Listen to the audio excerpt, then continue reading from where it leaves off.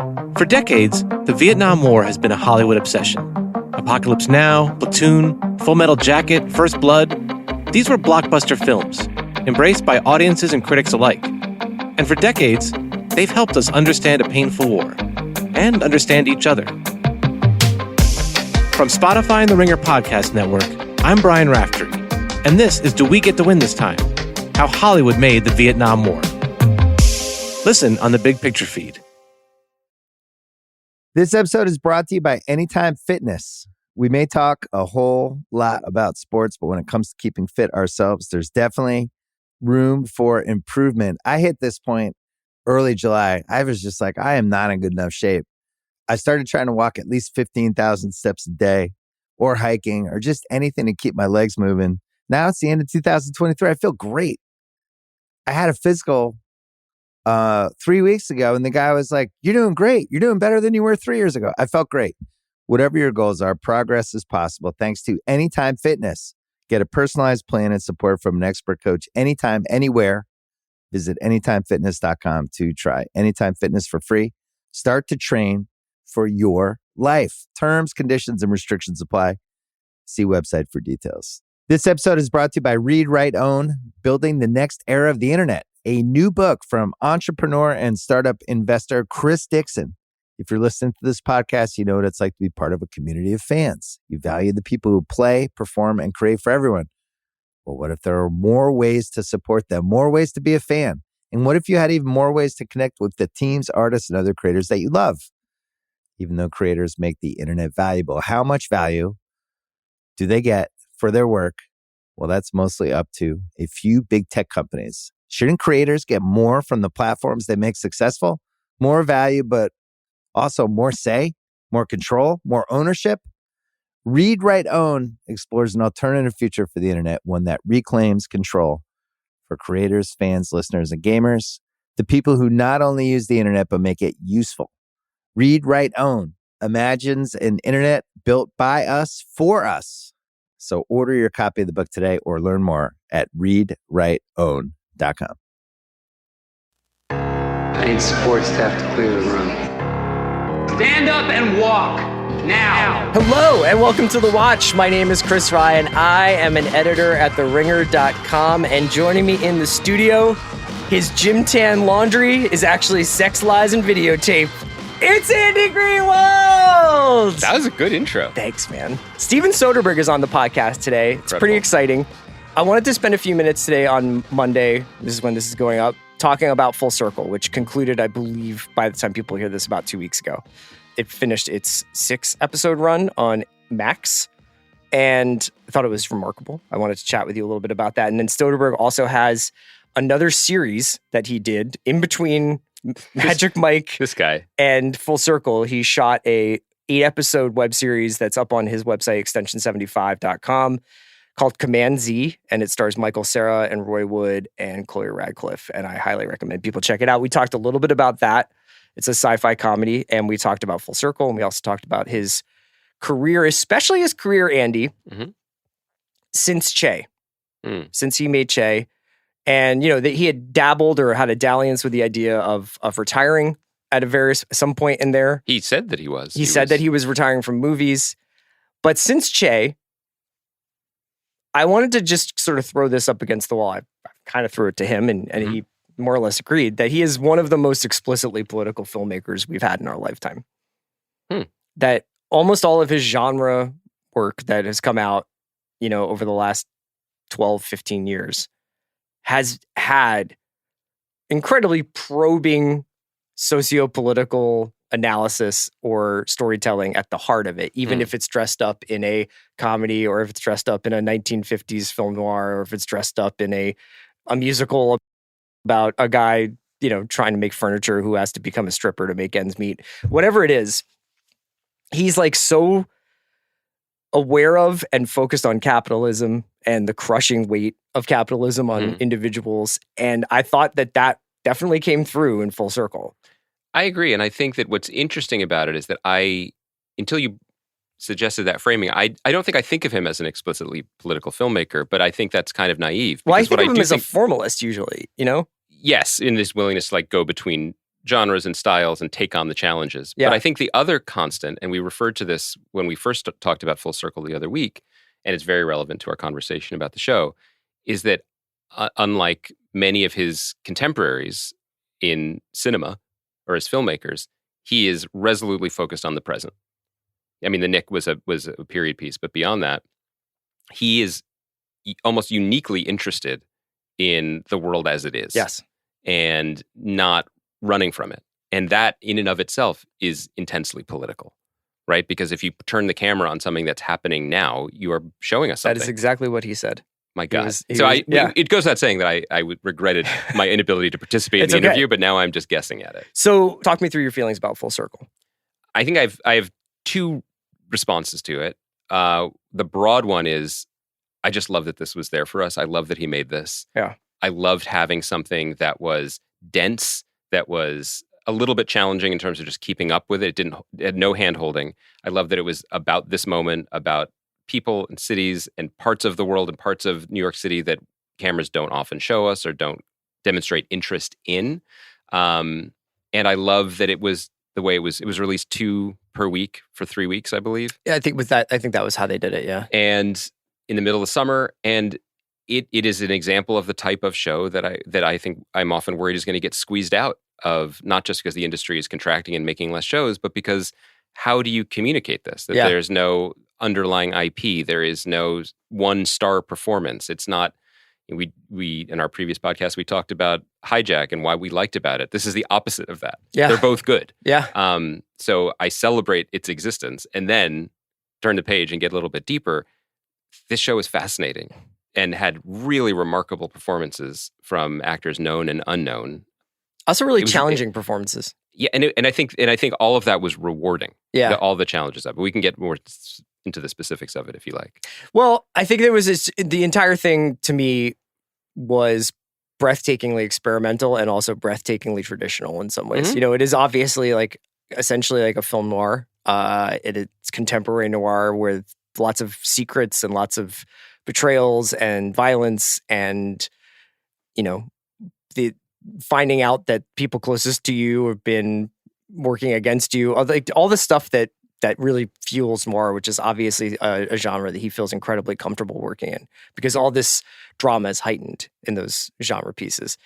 And I thought it was really wild how it was essentially marketed. You know, if you looked at the marketing materials or if you watched the trailer, I think you had an idea of the guy on a plot line, but you probably went into it thinking this is about Timothy Olyphant and Claire Danes have their son kidnapped. And Dennis Quaid is the sort of patriarch of the family. And we're going to get like real acting chops from these great actors. And then it winds up becoming this story of these young kids from Guyana who are trying to negotiate. They're caught between these two kind of forces, the underworld of Guyana and like this sort of rich Tony Manhattan family who are trying to make their way through this cloudy kidnapping scheme. And the lie of capitalism and the lie of America. Right. That this is something in the beginning when we meet them and they seem relatively innocent, that they're eager to They're go. dying It's going to be fun. It's going to be an America. adventure. It's going to change their lives. And then what they're presented with when they get there is just, it's horrific. You know? It's just greed and violence and they're desperate to get out.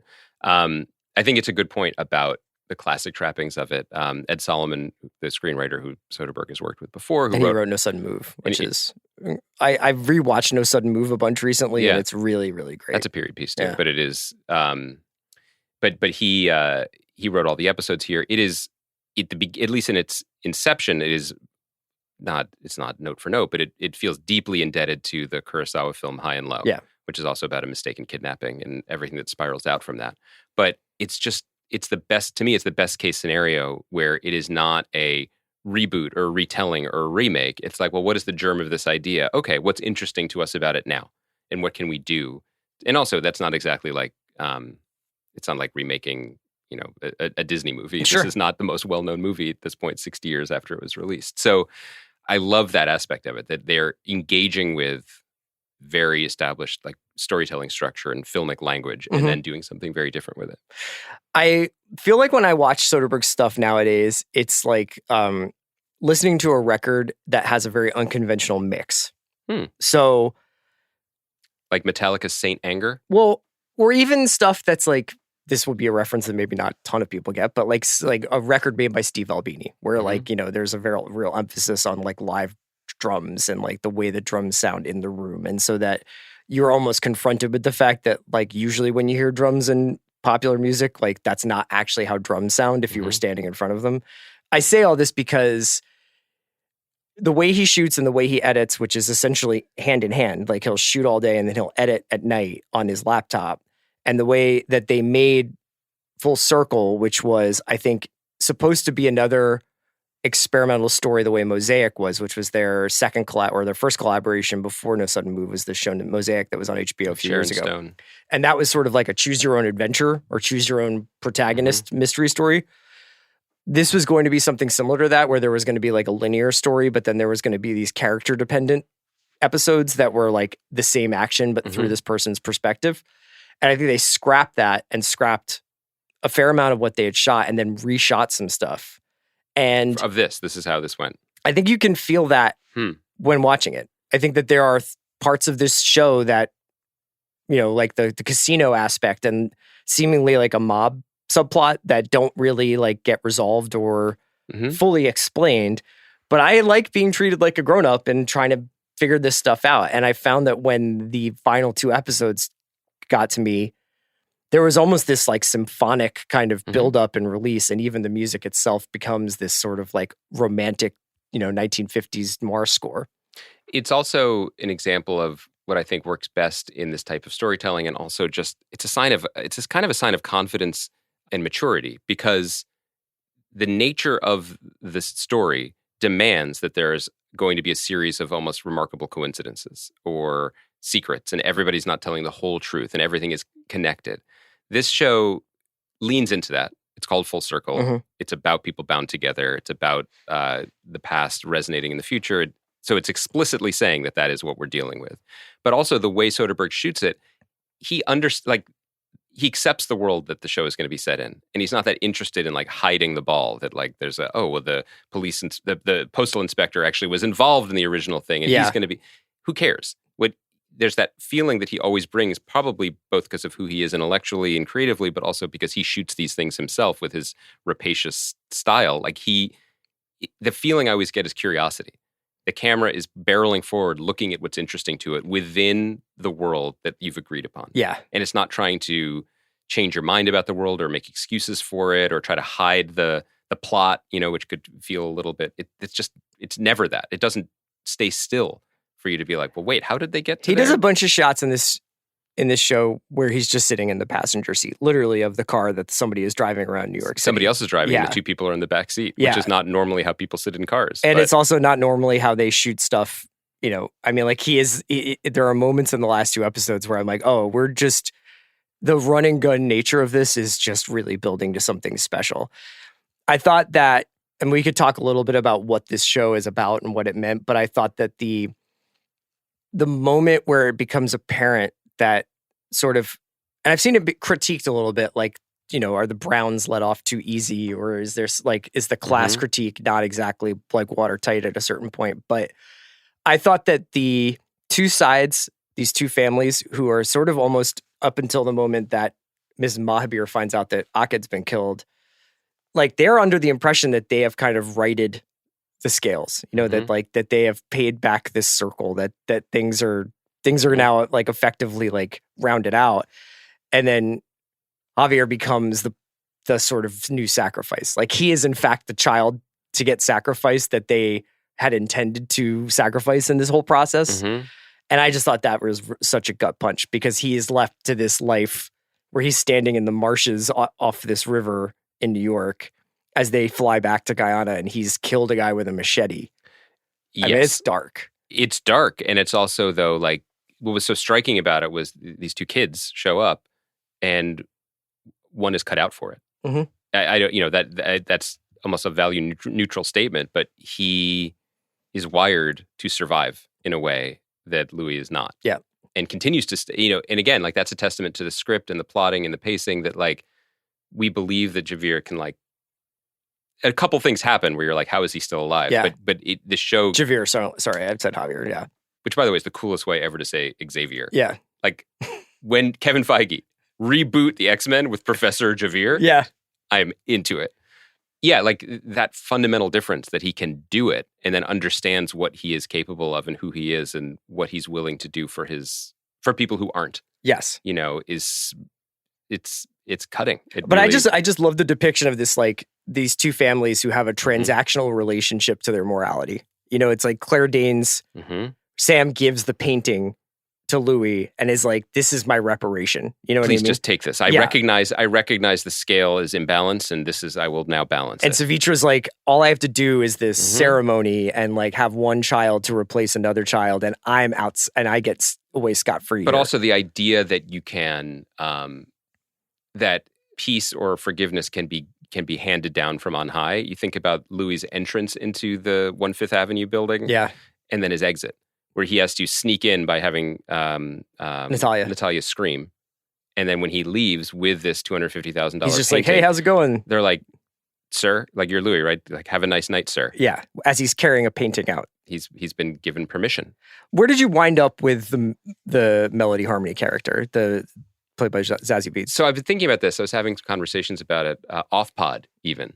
I think that one of the opportunities that draws actors to Soderbergh is the opportunity to do things, to try things, to commit to things that they might not otherwise get to do. And I love Zazie Beetz. I think she's a great performer. I think she's charismatic. I always look forward to watching her. This was a prickly part, and one that kind of at times, I know there was the running subplot of her mental, her wellness, but at times it beggared belief that she could run roughshod over everything the way that she does and approach people and talk the way that she does. But I also was like, this is an opportunity for her too. She has made a choice. And Soderbergh, the way he works with actors, he's not, speaking of Steve Albini and record producers, he's not twiddling knobs. Nope. He's like, that's your frequency? Okay. Yeah. I'm going to shoot around it and you're going to be like an act of God or force of nature. But the part as written is actually a difficult part because she is walking into these rooms where it's nothing but secrets and is immediately intuiting what the truth is. Yeah. And in that, one of the things that was interesting about it is that she felt like a CBS procedural hero. She's House. She's The Mentalist or all these other shows that I don't watch, but I presume knowledge of. Like that, she has a superpower. It's very Soderbergh to let an archetype like that loose in something that we're moments ago were describing as realistic. Yeah. Yeah. There was some points in the middle where I was starting to be like, I'm not sure if this is working for me. But by the end, it kind of was, just because of her path. There were different circles rotating at different speeds, right? Like Claire Danes goes to see William Sadler, her uncle, and we have that scene, and then Mel shows up for an echo of that scene at a different speed. So I think it ultimately did work for me. Did you feel differently? No, I thought it's like the way you put it is exactly right. Like once you get on her frequency and you sort of like adjust your brain to the fact that this is in fact a character that you have watched hundreds of times, is the intuitive detective who somehow divines that when people are lying or telling the truth or what they're lying about. And in every crime novel we've ever read, that detective shows up at the very end and is like, here is the conspiracy. I figured it out, much to my own personal expense. That's exactly what Mel is doing. You know, it's just that she also is doing it with a personality disorder. And I thought that was an incredibly kind of brave role and performance. And to have somebody be like, you think that you like these anti-hero detectives. Do you like it in this package? I think that everyone uniformly was really good in the show, but everyone was using it everybody's using the opportunity differently. Oh yeah. So like we mentioned Javier, like that's a kid named Shehi Cole, who I'm not familiar with. I think he's British. It's a brilliant performance. Yeah. It's an exciting performance because you've never seen him before. Similarly, Paul Dude Sharma played Garmin Henry. Yeah. Kind of the MVP of the entire series. Just an incredibly riveting, finely drawn portrait of someone who I have not seen on television before. Yeah. Another British guy doing incredible work. But then like there's the Claire Danes performance, which we've texted about. Like Claire Danes is never not good. I am a Claire Danes fan. Yes. I would say that I'm ready for a different Claire Danes I think that you got it in this show. performance. Yeah. But we can agree to disagree. That's what's amazing about this podcast. I feel like the thing about Kai, I thought podcasts were about people agreeing on things all the time and saying they're good. Have I been doing this wrong for years? It's not that I want to say that she's not good. It's that her being high-strung, higher society person. I mean, this was Fleischman. This was in some ways Homeland.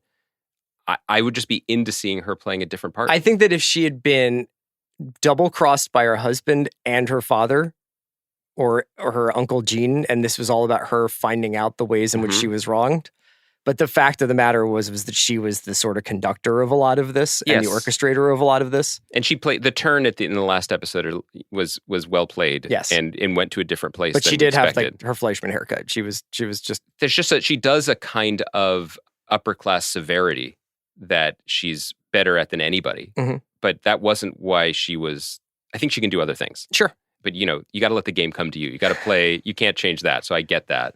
But it was also cool to see like Timothy Olyphant not to be in New York. We don't usually see him. We don't usually see Dennis Quaid being a goofball with a ponytail. Jim Gaffigan is a good actor and got an action scene. You know, I really enjoyed that casting. There's sometimes there's surprise casting that feels stunty, and then there's surprise casting that is the best type of casting, which is purely a surprise, and you're happy to see it. Everything about it was so offbeat, and yet so rewarding in that, like, I want my mystery crime show dopamine hit, and I think I got both. And I thought it was just classic Soderbergh in a lot of ways, and also like in some ways where you could see the seams, and you could see him moving some of the pieces around to try and like make sense of it for himself. I'm so enamored with him as a filmmaker, I think partially because process is so important to him, and process becomes like a lot of what he talks about. So it was interesting in this conversation you're about to hear that I had with him, to hear him be pretty explicitly like, here are some of my like ideas about the world itself. And we talked about Command Z, and Command Z is essentially born out of a desire for him to talk about the ways in which like people can make a difference on in small ways on an everyday level. And like you mentioned, the proceeds from Command Z are going to charity. So it was a really cool conversation to have with him after making full circle on Command Z.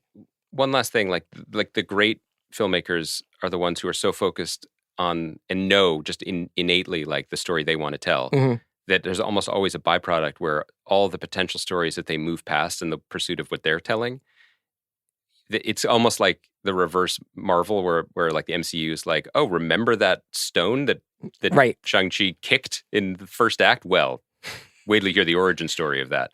Like, wouldn't you sign up right now for an Ed Solomon scripted show about the relationship between different immigrant crime families in the outer boroughs of New York? Yeah. Like the scene where Natalia and Louis go to the Chinese Mr. Chung, Mr. Chung to escape. And he tries to sell them back to Garmin. Area. That's a whole show I would watch. And that wasn't this one, but it just kind of part of the excitement of a program like this is like, oh man, there's still a lot of stuff out there for us, or for writers when they get back to work. So Andy and I will be back on Thursday with a mailbag episode. Stay tuned for my interview with Steven Soderbergh. Is he going to come back? Did you end the interview being like, come back to talk to us about all the other things that we want to talk to you about?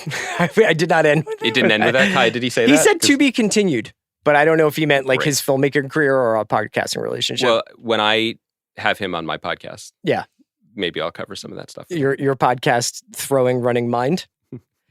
We'll be back on Thursday. Please check out my interview with Steven Soderbergh coming up next. This episode is brought to you by Mint Mobile. New Year's resolutions are fun the first couple of weeks. Then you kind of maybe conveniently forget about them halfway through January. No shame. It happens to us all. But this year I have a foolproof plan, at least when it comes to saving money. Just switch to Mint Mobile and you're done. Goal accomplished, because for a limited time, their wireless plans are $15 a month when you buy a 3-month plan. The great thing about Mint Mobile is there's no jaw-dropping monthly bills or unexpected overages, and all plans come with unlimited talk and text. Get this new customer offer today at mintmobile.com/watch. Additional taxes, fees, and restrictions apply. See Mint Mobile for details. This episode is brought to you by Rakuten. If you're shopping while working, eating, or even listening to this podcast, then you know and love the thrill of the hunt. But are you getting the thrill of the best deals? Rakuten shoppers do. They get the brands they love with the most savings and cash back. And you can get it too. Start getting cash back at your favorite stores like UGG, Samsung, and Expedia. And even stack sales on top of cash back. It's easy to use, and you get your cash back through PayPal or check. The idea is simple. Stores pay Rakuten for sending them shoppers, and Rakuten shares the money with you as cash back. Download the free Rakuten app and never miss a deal. Or go to Rakuten.com to start getting the most bang for your buck. That's Rakuten. That's Rakuten. With Capella University's FlexPath format, you can set your own deadlines, learn at your pace, and access most coursework from anywhere at any time. Imagine your future differently at capella.edu. TaxAct knows you don't look forward to taxes. TaxAct doesn't even look forward to taxes, and TaxAct is a tax software company. It's basically TaxAct's whole thing. If TaxAct did things over, maybe TaxAct would end up teaching kindergarten or leading fly fishing tours. But that's a different story for a different ad. So why don't we just agree that taxes aren't fun, but you still have to do them? TaxAct's filing software can help you do that. TaxAct. Let's get them over with.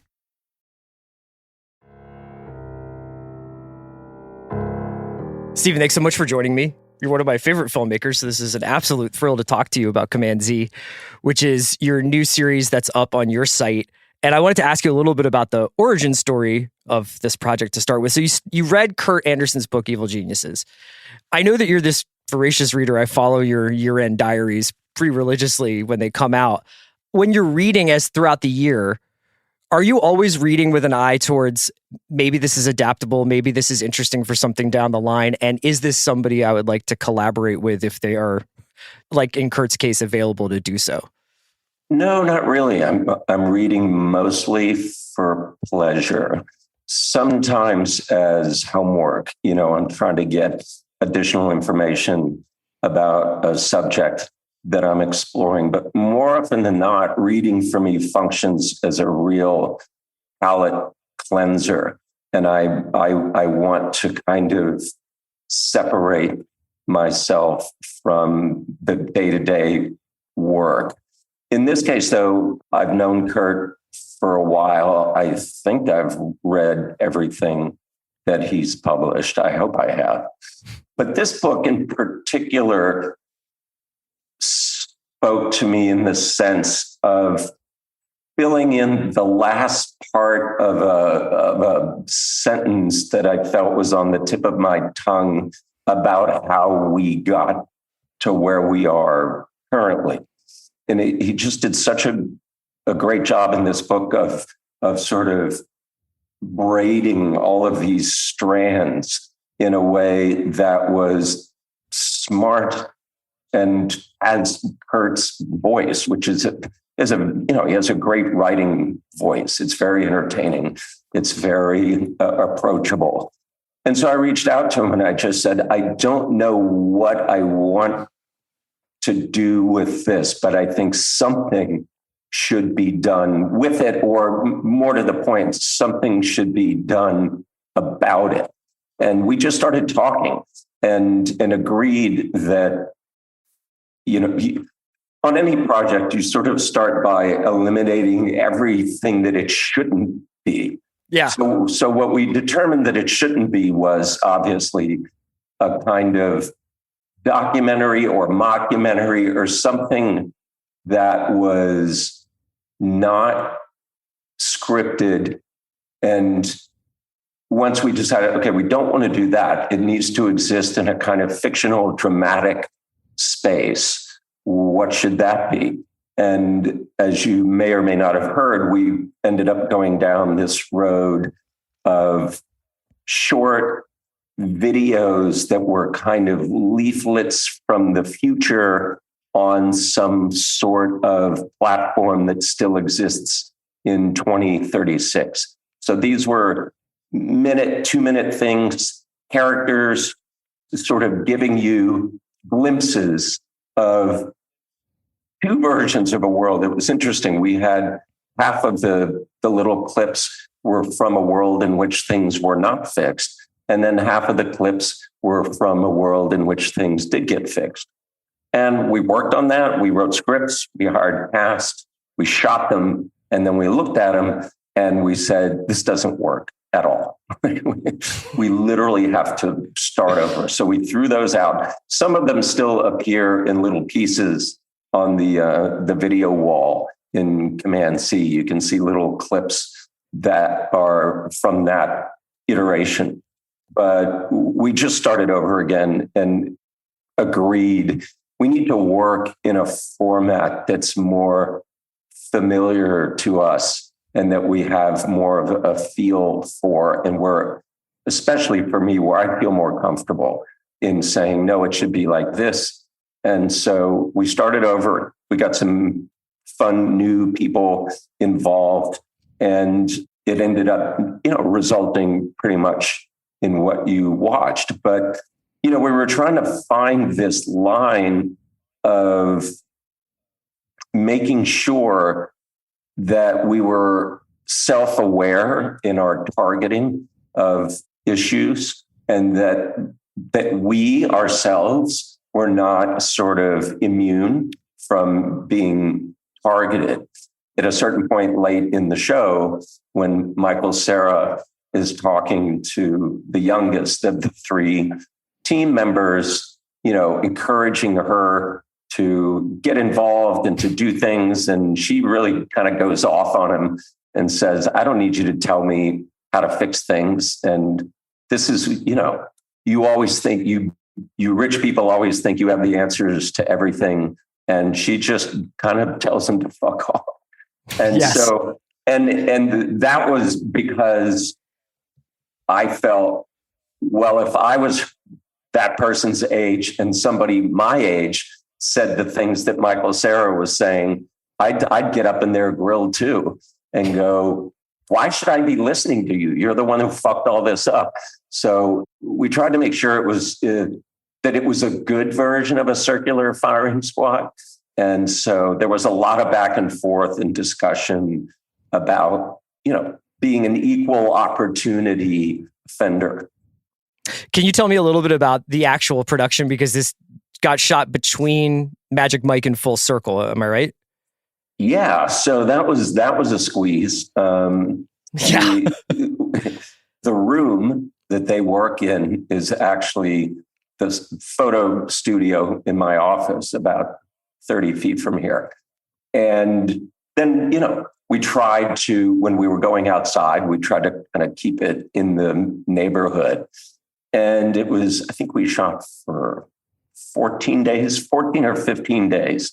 And it might have come out a lot earlier if I'd been aware of how many visual effects are in the show. For some reason, I just wasn't grokking that every time Michael spoke, it was going to involve some sort of visual effect. So when we had an assembly of the whole thing, the editor said, there's like 270 visual effect shots in this show, which is more than anything, like all the things I've ever made combined.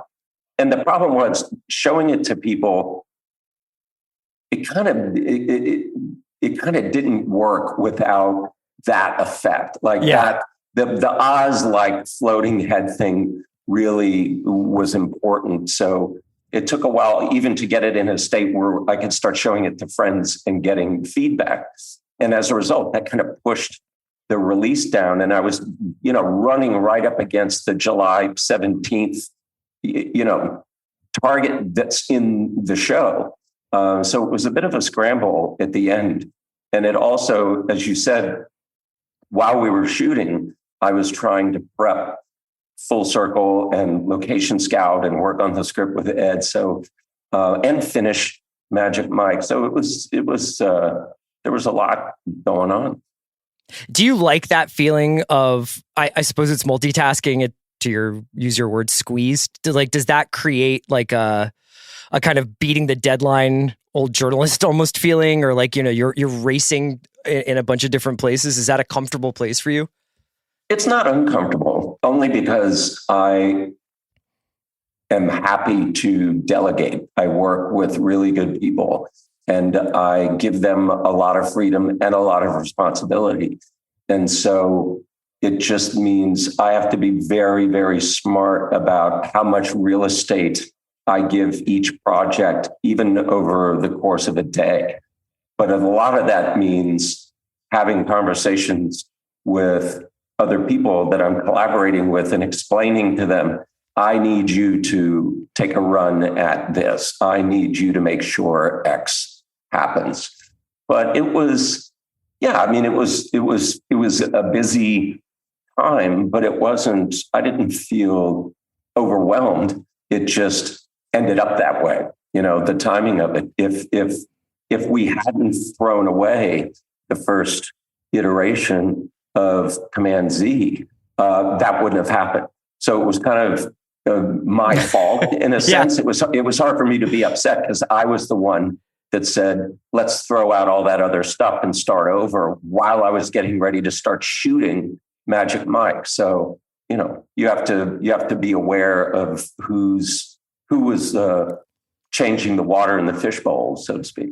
One of the things I love about Command Z is that while it is at times psychedelic and at times, this almost speculative sci-fi that is also very much rooted in the real world, it has the beats of like a really good sitcom at points. I was curious. I know that Roy Wood and Chloe Radcliffe both worked on scripts for the series. And I was curious about how much, debate or turning over kind of the mechanics of the joke, and the joke is going to come back 10 minutes later when we end the episode, or there's going to be these recurring gags with Chloe Radcliffe being late, or Roy and wanting to get over the seawall to meet his date. How did the sort of comedy aspects of it manifest through those two leads? Well, it was, I think largely that's where Kurt and I were sort of leading this thing when we rebuilt it. Kurt brought Larry Doyle in, who's very experienced in this world. Larry brought some people in that he liked that were really talented and funny. And so everybody was really rowing in the same direction and looking for that kind of rhythm. You didn't want it to become metronomic in a way that a sort of a sitcom, which sometimes is used as a pejorative, like you didn't want it to fall into that setup, gag rhythm. But at the same time, it was designed to be a comedy. And the good news was, we had really smart people working. I mean, certain people were responsible for certain episodes, but the bottom line is, everybody at a certain point got eyes on everything and was able to weigh in and make suggestions. And then when you have a cast that's this smart, you're incorporating ideas from them on the fly. So it was very fluid and a lot of fun. It went really fast. I mean, the funny thing is, Michael, who's one of the lead characters in the show, as the way we shot it, we did all of his stuff very quickly. I was wondering how you did the Oz sequences. Yeah. Yeah. So the key to that was making sure that we had people in the room with him to interact so that he wasn't just doing lines into a void. So I had a couple of cameras on him, although I only ended up using one. But he was able to, perform with actors in the room so that the rhythms all felt right. But I mean, he worked for 2 days, and yet he's all over the show. So it was one of those.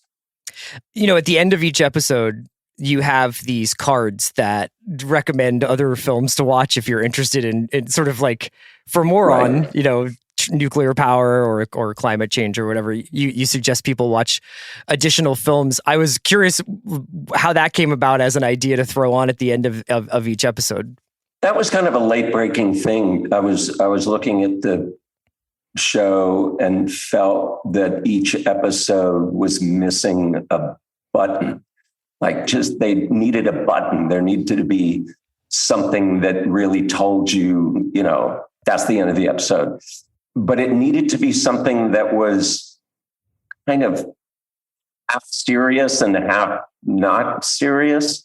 And so, we just came up with that at the last minute. And as jokey as some of those ideas may seem, I would argue, particularly, for more information about dogs, if you like dogs, I think those are three good movies. Turner and Hooch is it's a great recommendation. So you know what I mean? So it's kind of doing two things at once. It's supposed to be funny, but also, if you like dogs, why wouldn't you want to watch those movies? Yeah, it had me wondering whether or not, you feel in your experience as a viewer that you have your point of view or your political point of view, or you maybe, I think your political point of view changed by films, and how often that happens for you.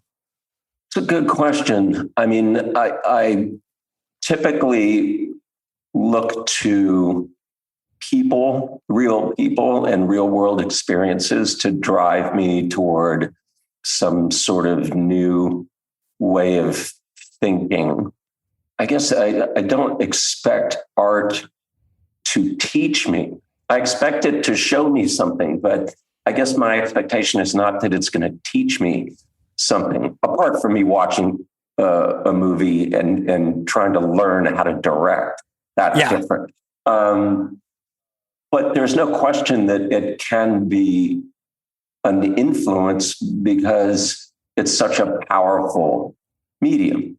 And I wish, the last few years, with what's going on in not only this country, but in the world, has really made me question whether the dichotomy that we all seem to adhere to without question of, good guy, bad guy, good character, bad character. If that's a kind of false dichotomy, because you see leaders around the world acting almost in every particular like Bond villains, essentially, except in some cases even more lethal. And my point is, supposedly, when we go see a Bond movie and you say, oh, that's the bad guy, and we're rooting for the good guy. We're rooting for James Bond because he's supposed to be the good guy. We're not rooting for the bad guy. And then you look at a country in which the bad guy wins. You begin to wonder, is that really what people are extracting from these movie experiences? Or are there a lot of people in that room actually not rooting for James Bond, but rooting for Blofeld? Yeah. You know what I'm saying? Like, is there, I just wonder if there's some sort of disconnect between our kind of inherited ideas about villains and heroes that in the real world, in people's, private lives, just that dichotomy doesn't exist.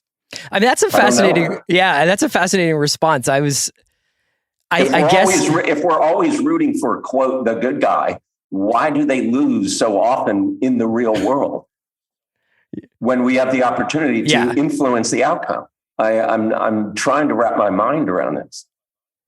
Well, I think part of it is also that maybe people save their idealism for the movie theater, and then in their political lives are deeply cynical or deeply self-serving. I don't know. Okay, so let's say in the event of let's talk about sportsmanship, and let's talk about how the former president looks down on any sort of behavior that we would consider sportsmanlike as regards anybody that he's in the arena with. Like, he is the opposite of that. He thinks that's weak. He thinks that real men don't do that. So for somebody who ascribes to his belief system, when they watch a basketball game or a football game or a soccer match or a tennis match, when the players at the end of the game go up to each other, embrace, talk, say, hey, good game, tough one, see you next week. That makes me feel good when I see that. I like seeing that kind of connection between the people that are battling it out. If you're somebody who supports the opposite of that, does that make you angry? When you see that kind of footage at the end of the game, do you go, why are they doing that? Why don't they hate them? Why aren't they calling them terrible names? Why are they hugging? Why are they exchanging jerseys? They shouldn't be doing that. You're fighting them. They're the enemy. Like, how do you put these two things together in one human being? You watch, sportsmanlike behavior on TV and you're like, that's okay. And then when you see this other person acting in complete opposition to that on a public stage, you go, oh, I'm down with that too. Yeah. I don't understand. As somebody from Philadelphia and is a city that's not always known for its sportsmanship, I appreciate a rivalry, and I appreciate when sports fandom kind of transcends a level of, oh, I'm just watching something for entertainment, or I'm watching something to support my team, and goes into this almost like identity and like what this city means versus what Dallas means as a city, or what these two franchises represent. But at the end of the day, I want these guys then to like be crying in each other's arms and saying, hey, we really left it all out there and that was great. Yeah, exactly. You're like, yeah, I want to beat them, but I respect them. I think that's what I'm talking about, is why in this one context is that form of respect good and make you feel good and you support that. And then in this other context, you're completely against it. You subscribe to this idea that no opponent is worthy of your respect ever. I'm baffled. The reason why I was asking you about whether or not you ever felt changed or that your political outlook was changed by a film, I have an attitude towards your movies where I think for a long time, even as like as I've been completely immersed in your filmography for decades now, of looking at you as this kind of formalist. And I think a lot of that might have something to do with your public persona, where you talk a lot about films and the problem solving that goes into films, and then what happens when you take the piece of content that you've made and distribute it into the world. And obviously you have a lot of really thoughtful things to say about the state of the industry. And then I think sometimes like the overt political messages of the films they're just left on the screen for the viewer to take in. Like you're not walking around doing a whistle stop tour, bringing people's attention to agribusiness for the informant or pharma with side effects or whatever, but you're an overtly political filmmaker. And it's so interesting that you're not Oliver Stone. You know what I mean? You're not making, you're not making speeches about the issues that are in the films. You let the films and the stories tell themselves. And I think what happens then is that when you watch a movie, even like No Sudden Move or something like that, where it gets delivered through genre, it's not necessarily that you now are politically activated. It's just that you have a different way of thinking about everything when you see a movie like that. So I don't even know if I have a question as much as it's a curiosity about how you see yourself as a political filmmaker. Well, I think you could make an argument if you present the world on screen in a way that's accurate at all, you're probably making a political film. Yeah. That being said, a movie or anything, a show, but let's say a movie is an act of seduction. And so I'm trying to work in a way that I would want to be seduced. And that is not somebody getting up in my face that I don't know very well and sort of spouting rhetoric. That doesn't work for me when I'm watching a movie, and it doesn't work for me in life. So if I'm, to your point, if I'm working on a project that addresses the issue of how the pharmaceutical industry works and what the result is on the people that take the drugs that are produced, I feel genre is a great way to seduce an audience into thinking about that. Because if they don't want to think about that, they can just watch a psychological thriller. and they don't have to, they can be satisfied and not have an opinion about the pharmaceutical industry at all. And so that's why I think in the last 15 years or so, since Che, really, I would argue everything I've made has been a variation on a genre film. Even Contagion was a horror film to me. Yeah, it certainly was. We did a podcast about Contagion the week, I think, before Rudy Gobert and the NBA shut down. Like, it was sort of emerging that this was happening, but we were kind of still, maybe it was going to be 2 weeks kind of thing. Oh, yeah. And we talked about Contagion as this horror movie. And we were all starting to wash our hands. I'm sure 1,000 people have come up to you and told you, like, yeah, did you know Contagion was pretty prescient, you know? Well, I mean, you know, here's an example. Just working on that movie, anybody that worked on that movie, forget about if somebody saw it. It was like being inoculated. You could, from that point forward, you couldn't not think about that. Everybody involved suddenly in the 9 years between that movie and COVID taking over the world, I can assure you, very, very conscious of washing their hands, of germs, of being in crowds. Like, you couldn't not think about it, having been involved in that production. And so now it's one of the things that made COVID, has made COVID such a huge part of our lives, is you realize, while there are a lot of things that happen in the world, it's rare that everybody in the world experiences something simultaneously. And this was one of those. It had been arguably 70 years, I mean, since World War II, where the entire globe was essentially wrapped up in a sequence of events that were happening to everybody at the same time.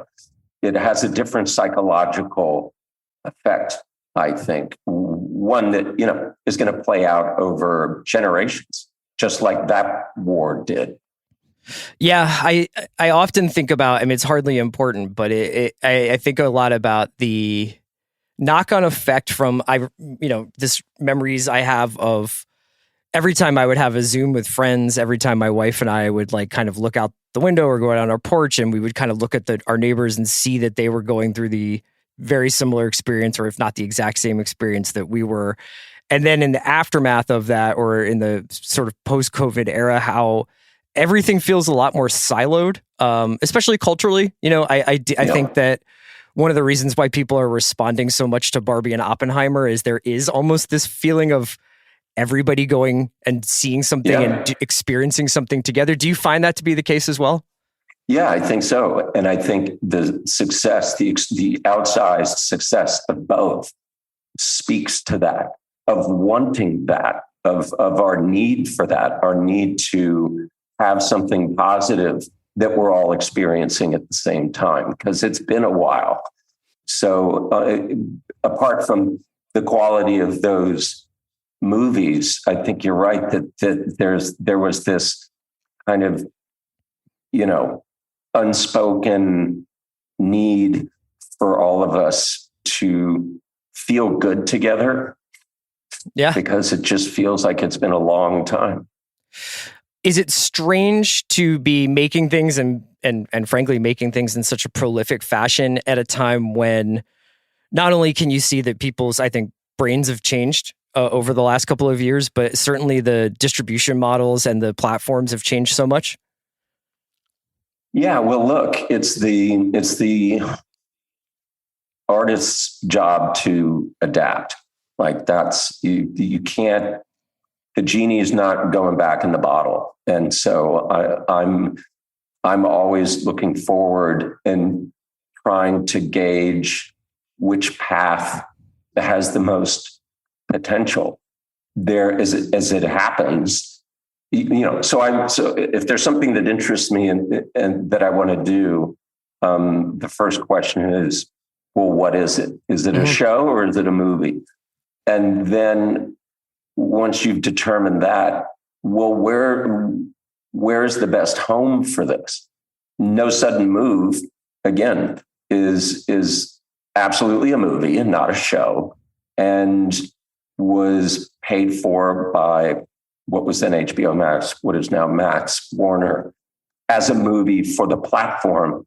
That's not a movie that in the current environment is going to succeed theatrically. Like No Sudden Move's not going to make $100 million. It's just not. Luckily, somebody still wanted to make it, and we got to make it, and I'm glad that we did. Yeah.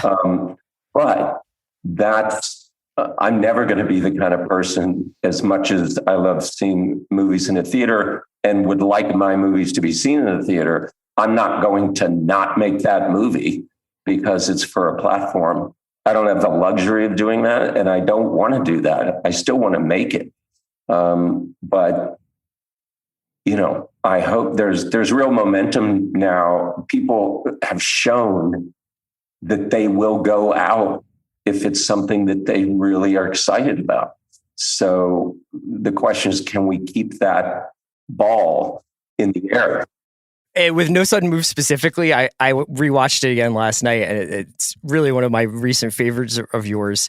And I can feel the context around that film getting memory hold a little bit for myself, where I'm no longer thinking of it as the movie that you did with Kimmy and Let Them All Talk. And I'm no longer thinking of it as something that was essentially put straight onto the platform. It's just a movie that happens to be on Max that I was looking for. And then when you start it and the Warner Brothers logo comes up, you're just like, this is just a movie. You know what I mean? Well, exactly. 10 years down the road. Exactly. And so the point is making sure that it's good so that you want to watch it 10 years from now. But I think you're right. Ultimately, everything will end up there. So your job is to make sure it's good enough to stand out. But, you know, I've got two projects in front of me that sure seem like movies that could show in theaters. And, you know, the market will tell me if I'm right or wrong when they're finished. I was curious how you wound up arriving at the place, not only of let's put Command Z up on the site and charge a fee for that, but also what about the content or the story or the script or whatever, like was like, okay, some of these are going to be 7 or 8 minutes or 9 minutes. Some of these are going to be 21 minutes. Was that something that had been decided early on? Because I know obviously it went through these different iterations, but how did you arrive at this? Kind of made me remember like fondly, like the days of watching like High Maintenance on Vimeo and, you know, just a kind of Wild West feeling of storytelling on the internet. Well, that freedom was important, I think, to this project, to not feel that you had to be boxed in by a certain length, certain number of episodes. We started out with more episodes and ended up, I think we had 10 or 11, and then it ended up at 8. And the freedom of that was really nice of knowing, look, this is the point of this episode, and the point can be made in this amount of time. And once the point is made, we can move on, and not really having to worry about that. I mean, certainly there was, you know, basic storytelling paradigms would indicate, even in this sort of unusual structure, that the first episode and the last episode are probably going to be longer than some of the other episodes, because in one, on the left, you're setting it up, and then the episode on the right, you're paying it off. You know, those are probably going to be the goalposts, and everything else is going to be in the middle. But it seemed one of the reasons to put it up on extension was the fact that it really, from a traditional platform point of view, this thing falls between two stools, because it's not really fitting, you know, a traditional idea of what a series is on a platform. Like you were saying, it feels more like what we've seen out of pure web series. So are you continuing for the rest of the year? And I'll let you go in just a second, but I was just curious, you're on this real run where you've got Full Circle, which I adored, by the way. And Magic Mike earlier this year. You've got Command Z. Are you throwing yourself into project after project continuously, or are you taking any time off? Or yeah, I'm hoping. I've got a really small film that we're hoping to do in September if we can get our waiver. It's an independent movie, and then I have something more, medium level budget for next spring. That's also a movie. So that's the plan. Things are happening, but as compared to, where I was 12 months ago, it's a lot calmer. And then we'll see. Those are the two things I've got in front of me.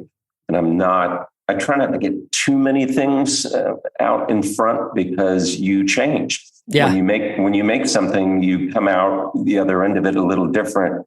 And I'm aware that it's one thing for me to go, oh, I think I'm still going to be super excited about the thing I'm doing in March of next year, because that's not that far off. But to think about something 2 years from now, I don't know what my frame of mind will be. And I may come out of these two projects feeling like I want to go in a completely different direction, and this thing that I had teed up is no longer interesting. You just don't know until you get there. So I'm trying to learn, from what's happened to me in the past and not get too many planes stacked up on the runway. Well, I can't wait to see what comes next. Steven, thank you so much for talking to me today, and thanks for sharing your thoughts on Command Z. My pleasure. To be continued.